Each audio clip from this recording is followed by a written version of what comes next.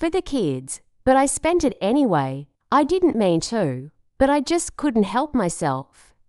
It felt like the right thing to do at the time. Yeah, I know it sounds bad, but hear me out. It was a small thing, or at least that's what I told myself. But then, it wasn't. I screwed up big time. And now, well, here I am. Hey, I'm Hazel. I'm 35. And this is a mess. Okay, I know I'm not trying to make excuses, but I can't help it if sometimes life just feels like it's falling apart. You ever feel like everything is just heavy, like you can't win no matter what you do? That's me right now. I'm sitting here trying to figure out how I ended up here. How I ended up in this huge fight with Zachary. The whole house turns, my head spinning. All over money ... And you know what? I just couldn't stop myself. Zachary and I have been married for 8 years. We've got two kids. Sadie is 6 and Mason is 4. He's a good guy, but lately, I don't know. Lately, he's been a little too focused on making sure we're always financially responsible, always doing the right thing. It's not like I'm some crazy spender or anything. I know how to manage a budget. It's just that when things get tight, I feel like I need to escape, and shopping, well, it's my escape. Just a little treat here and there. I thought it was harmless. But Zachary, he's all about savings. And fine, maybe he's right. Maybe we should be saving more. But it's not like I'm out buying designer bags or anything. No, this was just a little trip to Target. A little splurge for myself, nothing huge, right? The day I did it, Zachary was going on and on about how we needed to put more away for the kids' college fund. Sure, I heard him. I knew it was important. But something about him lecturing me just rubbed me the wrong way. It was like, okay, you know what? You've been acting like I'm the problem with our finances these last few months. Like if I don't tighten up, we're going to go broke. And I hate that. It made me feel small. Like I wasn't doing enough. It didn't help that I was feeling a little disconnected lately. Zachary's been working late a lot. And when he's home, he's glued to his phone, checking work emails. It's like he doesn't even notice me anymore. So yeah, that's where I was coming from when I made the decision. I went to Target, and I wasn't planning to go crazy, just pick up a few things. But once I got there, it was like my brain just turned off.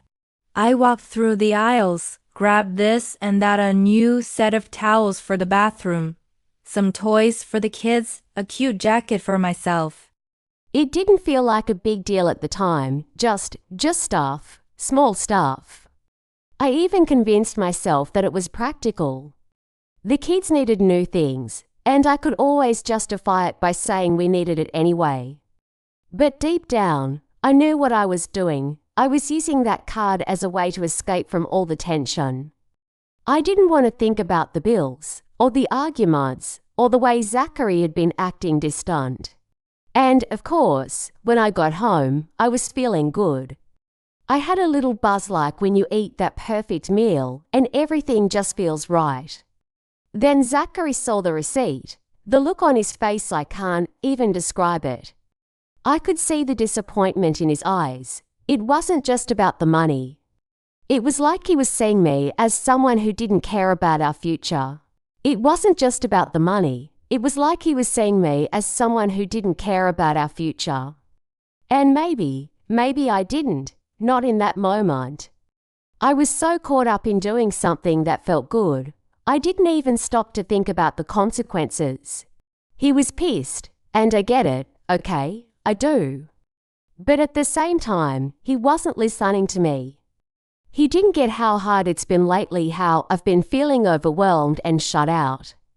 He just kept going on about how irresponsible I was, how we needed to prioritize the kids' future. Well, of course we do ... but I needed something for me too. I mean, is that so wrong? I don't think it is. I didn't even know how to tell him that. I didn't want to sound weak. or make it seem like I was justifying what I did. But in my mind, I wasn't that wrong. He kept pushing, telling me I had to stop spending like that. That I was being selfish, and I just snapped. I said, well, you don't care about me anymore, so why should I care about saving? Yeah, I said that ... and I knew it was wrong. But I also kind of meant it. He hasn't been the same lately. He's been so into making sure everything's perfect for the kids, making sure the bills are paid, that he's not seeing how much I need him. Not just to do things for us, but to be there for me ... The way he's been acting, it's like I'm invisible. So yeah, I bought some things. They made me feel seen ... for a minute, anyway. He hasn't been the same lately. He's been so into making sure everything's perfect for the kids, making sure the bills are paid, that he's not seeing how much I need him. Not just to do things for us, but to be there for me ... The way he's been acting, it's like I'm invisible. So yeah, I bought some things. They made me feel seen ... for a minute, anyway. He shut down, he went into the bedroom, slammed the door. And that was the end of that ... I couldn't even go in and talk to him. I just stayed downstairs, staring at the bags, feeling that mix of guilt and frustration. I knew I shouldn't have done it, but I also didn't feel like I was totally wrong. I wasn't wasting the money, right? I mean, it was just a few $100. It's not like we're going to be homeless because of it. But Zachary, he couldn't see it that way. And now, well, I'm left here wondering if it was worth it. But hey, it felt good at the time, so maybe I'm the problem here. Maybe I'm the one who can't get it together. Do I regret it? I don't know, maybe. But not enough to really change anything. Honestly, I probably wouldn't do it differently if I could go back. It's just who I am. I make decisions in the moment and pay the price later. So after the whole Target thing, things got even worse. I didn't expect Zachary to shut me out like that. But here we are, for a couple of days, he barely spoke to me. I could feel the tension building. I know I messed up. But I didn't think he'd get so cold. It was like I was living in a house with a stranger. It wasn't just the money anymore. It was the silence, the distance. I was getting desperate, but I didn't know how to fix it. He was mad, I was frustrated, and nothing I did seemed to make it better. Every time I tried to talk to him, he gave me these short answers. He'd say things like, "We'll talk about it later," or just nod his head and go back to whatever he was doing. It made me feel like I was the one in the wrong, like if I didn't fix this, it was all on me. But you know what? He wasn't exactly trying to fix things either. The more he pulled away, the more I felt like I needed to do something, anything to get his attention. I tried the whole "I'm sorry" thing, but it didn't really feel like it mattered. I tried telling him I was just trying to deal with everything, that I was under stress, but he wasn't buying it. He just kept reminding me about how we needed to prioritize our kids' future, how we needed to save. I get it, I really do. But there's only so much of that you can hear before it starts to feel like an accusation. Like it's all my fault. The thing is, I'm not stupid. I know I shouldn't have spent the money. I know I shouldn't have let it get that far. But I felt like everything was out of my control. The bills were stacking up. The pressure to be a good mom, a good wife, to be perfect, it was suffocating me. And when you're drowning, sometimes it's easier to just go under than to keep swimming, right? So I let myself breathe for a second. And yeah, maybe I shouldn't have chosen Target. But at least for a moment, it was something I could control. I thought maybe Zachary would come around. But instead, he started talking about how we needed to be smarter about our finances. He was all about spreadsheets and tracking every dollar. It made my head spin. The more he pushed that, the more I felt like a failure. Like I couldn't do anything right ... I was just trying to get through each day. And he was making me feel like I was failing as a wife. I'm sure he didn't mean to make me feel that way. But that's how it hit me. I'll admit I started avoiding him. I couldn't deal with the way he looked at me. He was disappointed, and I hated that feeling. And you know what? I didn't know how to fix that. How do you fix a marriage when you feel like you're the only one trying? So I did what I always do when I don't know what else to do. I tried to distract myself. I started spending more time at home doing things for the kids. Cooking meals. Making sure the house looked okay. But even that felt like it wasn't enough. I started getting mad at Zachary for being so focused on the right thing. Like his whole life was about being practical and responsible, and yeah, maybe that's important. But it just made me feel small. I tried talking to him again. But this time, I got defensive. I told him, "You're acting like I'm the problem here, but we're in this together." I didn't want to be the one carrying the blame anymore. It's like, yes, I messed up with the money. But he's acting like I'm some sort of villain. And that made me mad. I wasn't expecting him to throw a parade for me. But I wanted him to understand. I wanted him to see that I wasn't just trying to ruin everything. I wasn't trying to be reckless, but his response. He said, "I just want us to be okay, Hazel. I want us to be able to get ahead." And that hit me. I guess in some way, I was being selfish. But the thing is, I didn't know how to ask for help. I didn't know how to tell him that it wasn't just about the money, it was everything. I guess that's what made me do it again. The thing with Target, that wasn't enough. I started sneaking around a little. I'd go out, grab lunch on my own, or buy things for the house. Things I knew Zachary would never approve of. But it made me feel better, even if it was just temporary. It gave me a little bit of control in a world that felt like it was spinning out of control. I wasn't telling him, of course, but he noticed. Of course he did. And that led to another argument, another round of me justifying my actions. And him looking at me like he didn't even know who I was anymore. And maybe he's right. Maybe I've changed. Maybe I've always been like this. But now it's more obvious. I don't know. All I know is this isn't just about the money anymore. It's about something bigger, something I don't even know how to fix. Maybe I screwed up. Maybe I keep messing up. But I can't help but feel like Zachary isn't seeing me for who I am. I'm not perfect, but neither is he. I want to make it right. I do. But I just don't know how. I wish I could fix everything. But all I've done is make it worse. And now I'm wondering if he'll even forgive me this time. I was trying so hard to keep things together. But it felt like everything was slipping through my fingers. Zachary wasn't saying much, but I could feel the pressure building between us. I started resenting him, honestly. It was like he was judging every move I made, and I hated that. He'd come home, be all quiet, and just expect things to be better. But how could they be? Nothing had changed. The bills still came.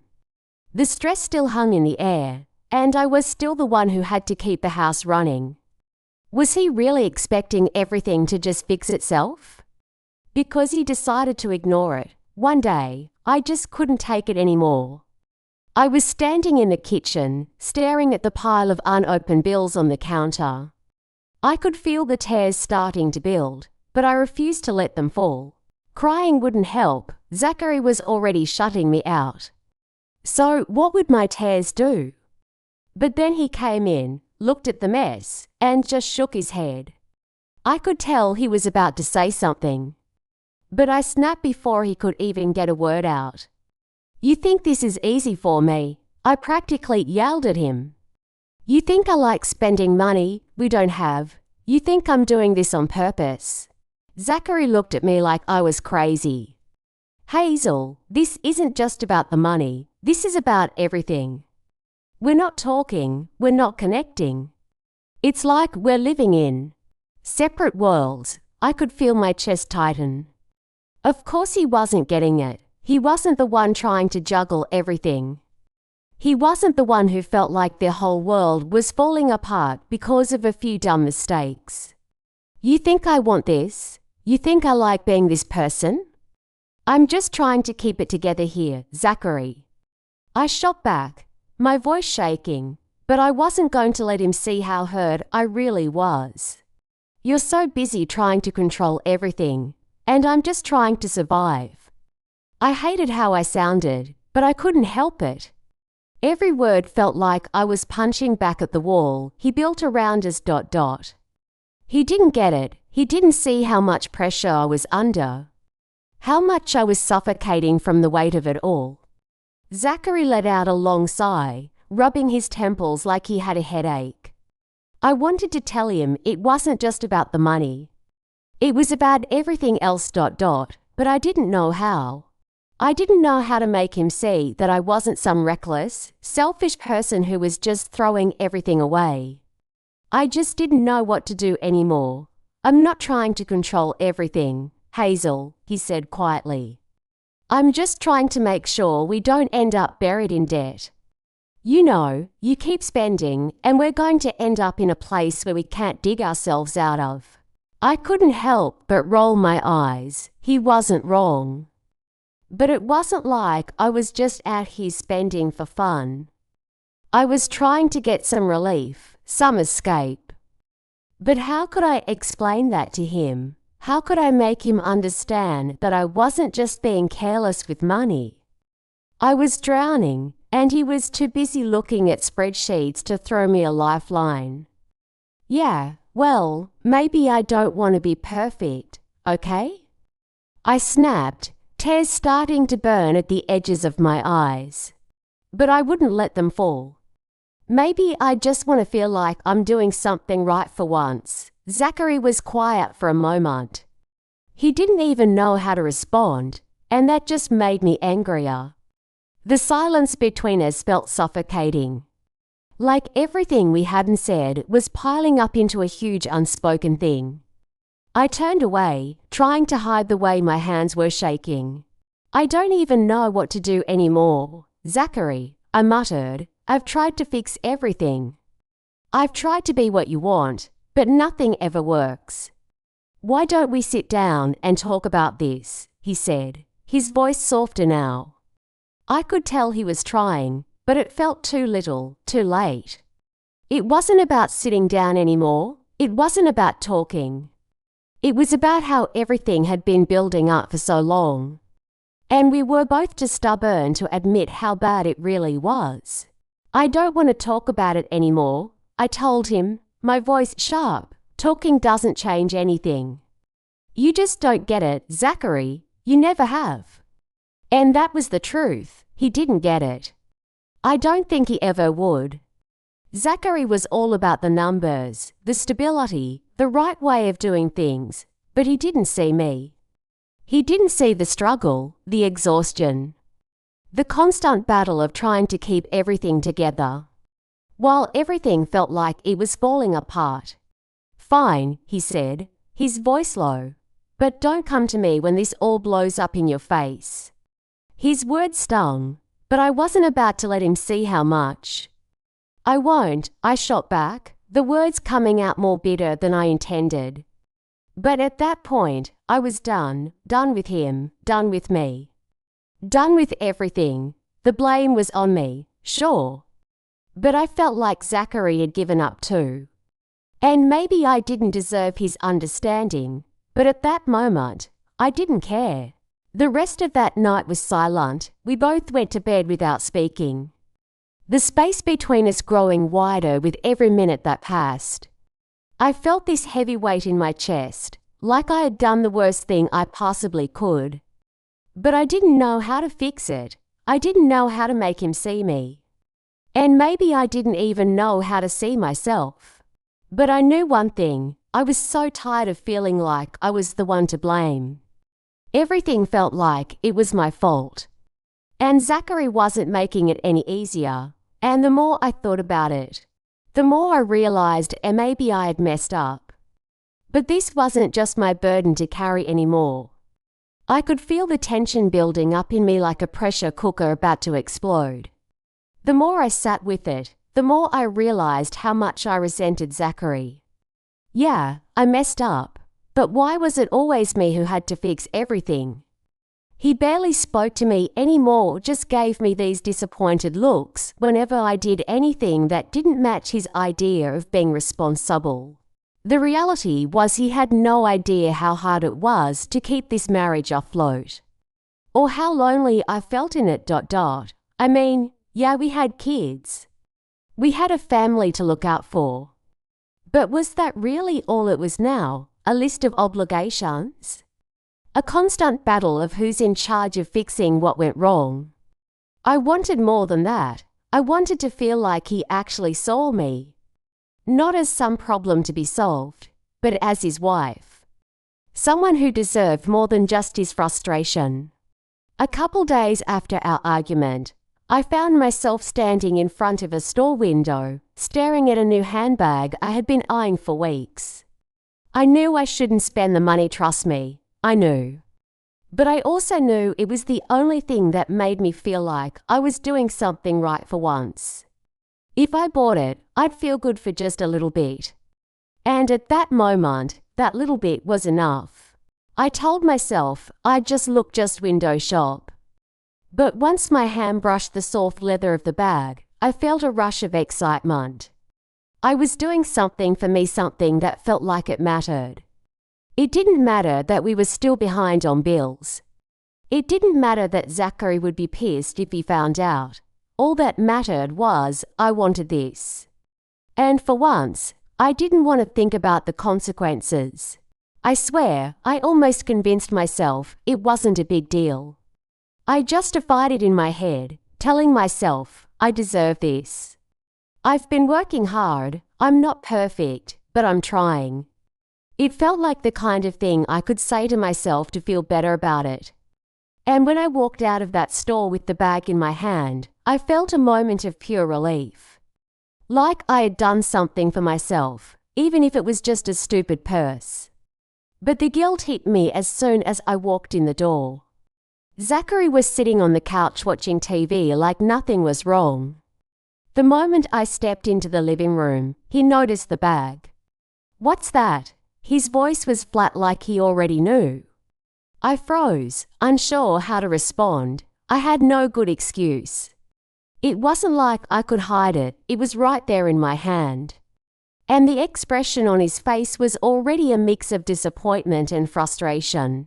I tried to play it cool, like I wasn't about to spiral out of control with the guilt. "It's just a bag, Zachary, relax." But I could see the way his eyes narrowed. Like he was already adding it to his mental list of things I had done wrong. "A bag, Hazel, we're behind on our bills, and you buy a purse." I hated the way he said it, like I was some irresponsible child. Like I didn't know what I was doing. Yeah, I messed up, but this wasn't just about the bag. It was about everything. About how I felt unseen, about how we weren't connecting anymore. "I get it, okay, I know what you're going to say." My voice was sharp, and I immediately regretted it. I wasn't trying to pick a fight. But it felt like no matter what I did, he was always one step ahead. Always the one with the answers. Always the one telling me how to fix things. Zachary sighed, running a hand through his hair. "Hazel, this isn't just about the purse. It's about your impulse control. About how you don't think things through.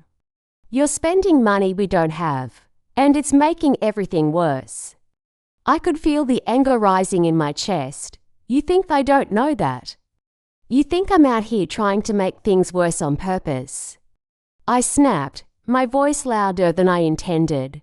"You have no idea what it's like, Zachary. You just sit there, watch me do everything. And then judge me when I do something for myself." He stood up from the couch, shaking his head. "I'm not judging you, Hazel. I'm trying to help. But you don't seem to care about what's happening to us." To our family, stop acting like you're the only one trying. I fired back, I'm doing the best I can. I'm just not perfect like you. You think I don't see what's happening? You think I don't feel it? I paused, not even knowing where I was going with this. But the words just kept spilling out. I just needed something for me, okay? Something to make me feel like I wasn't completely failing. Zachary was quiet for a long moment. I could see the way he was trying to process what I was saying. I could feel the weight of it all between us. But I wasn't ready to stop yet. I wasn't ready to admit I was wrong. I wasn't ready to take responsibility for the fact that I had messed up. That I had let everything spiral because of my own poor choices. Why do you always do this? He asked, his voice low. Why do you always make everything about you? And that was the moment, the one that hit me harder than I wanted it to. Because deep down, I knew he was right. I had been making everything about me. About what I wanted, what I needed, what I felt. And that's why we were here. That's why things were falling apart. It was all my fault, but I still couldn't admit it. Not yet, not fully. The guilt washed over me in waves. But I didn't know how to fix it. I didn't know how to stop making the same mistakes over and over. So instead of facing it, I shut down. I didn't want to hear what he had to say anymore. I don't know what you want from me, I muttered, looking away from him. I'm just trying to survive this mess. Zachary didn't respond. Instead, he just stood there watching me. It was like he had given up on trying to fix me. And part of me wanted to tell him that I wasn't broken. That I was just lost, but I couldn't find the words. And in that moment, I realized I was in way over my head. I woke up the next morning, the weight of the argument still hanging over me like a cloud I couldn't escape. Zachary didn't even bother talking to me as he left for work. I knew he was pissed, and honestly, I didn't blame him. I hated the tension between us. But at the same time, it was easier to just avoid it. Then face what I'd done. It was easier to pretend everything was fine. To justify my choices in my own head. After all, I had earned that purse, right? I couldn't stop thinking about the way he looked at me. When he called me impulsive, irresponsible. Those words stuck with me. But I wasn't ready to admit they were true. Not yet, not fully. Not when everything around me felt like it was slipping away.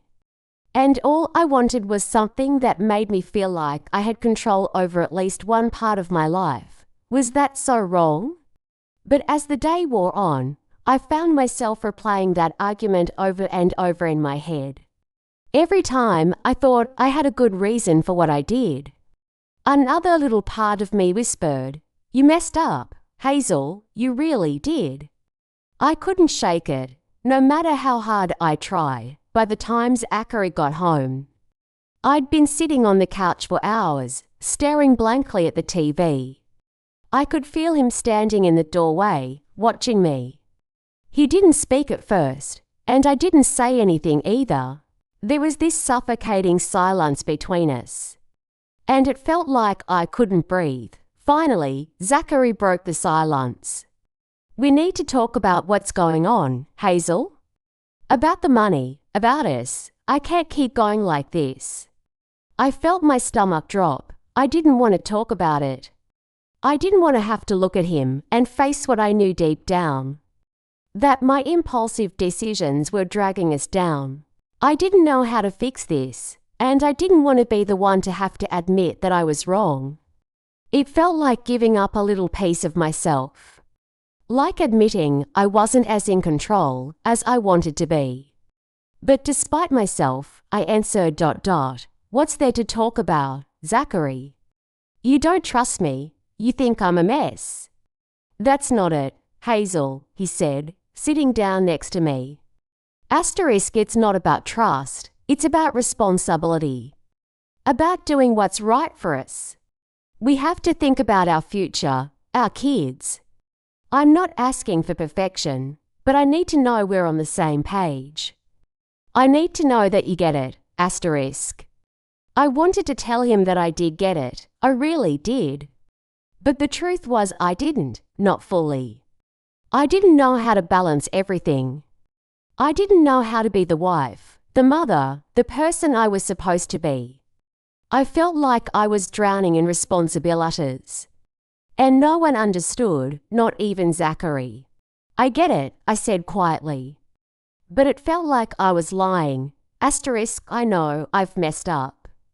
But you don't get it either. You're always so distant. Like I'm stuck carrying this whole thing by myself.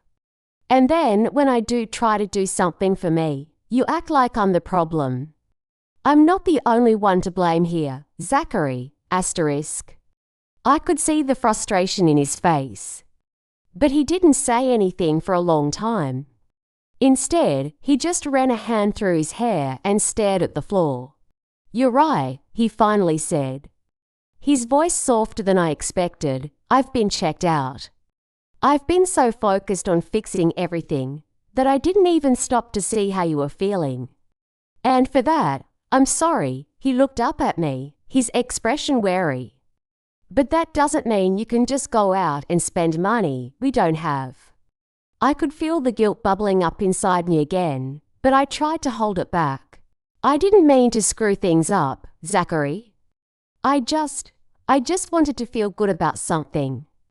I wanted to feel like I wasn't failing. His eyes softened a little, but I could see the hurt there too. I know you feel that way, but we can't keep going like this. We need to figure this out, Hazel, for real this time.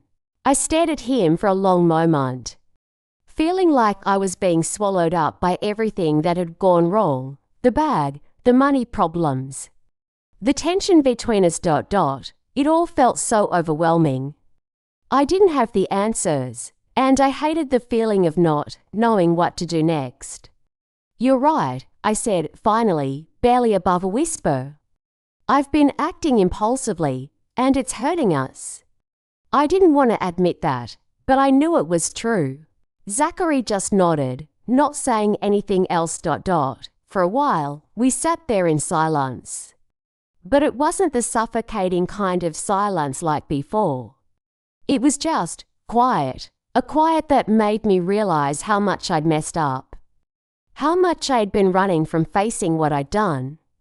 But even as I sat there, I couldn't shake the feeling that I wasn't done. That this wouldn't be the last time I made the same mistakes. That maybe I would buy something else I didn't need. Maybe I would act out again. But for now, all I could do was sit with the consequences of my choices. I didn't feel sorry enough to change. Not yet, but maybe, just maybe, I'd get there someday. Zachary got up to leave the room, and I watched him go. And as he did, I felt that familiar ache in my chest. The one that reminded me we were both so broken. And neither of us knew how to fix it, and in that moment, I realized. The biggest problem wasn't the money, it wasn't the bag, or the bills. Or even our marriage falling apart. The biggest problem was me. I sat there in the quiet, watching Zachary walk away.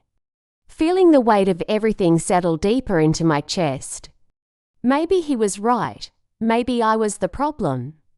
I didn't know if I could fix it, but the thought of him leaving, of everything falling apart because of my impulsive choices, felt like a punch to the gut.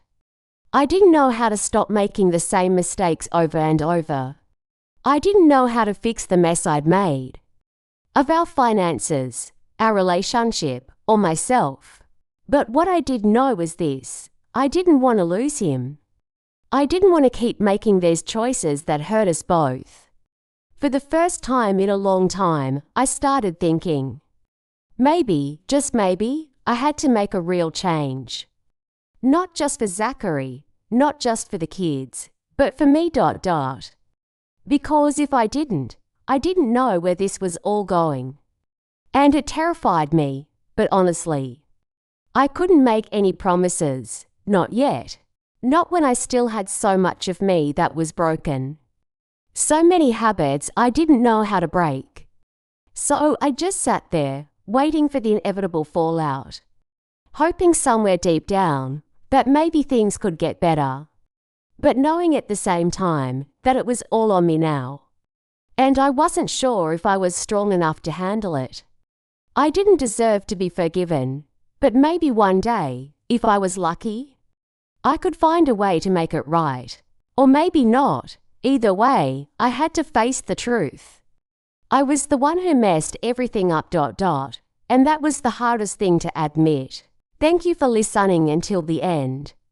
Every story holds a piece of someone's truth, and maybe a piece of your own. If this touched you in any way, don't forget to like, share, and subscribe for more heartfelt stories. See you in the next video.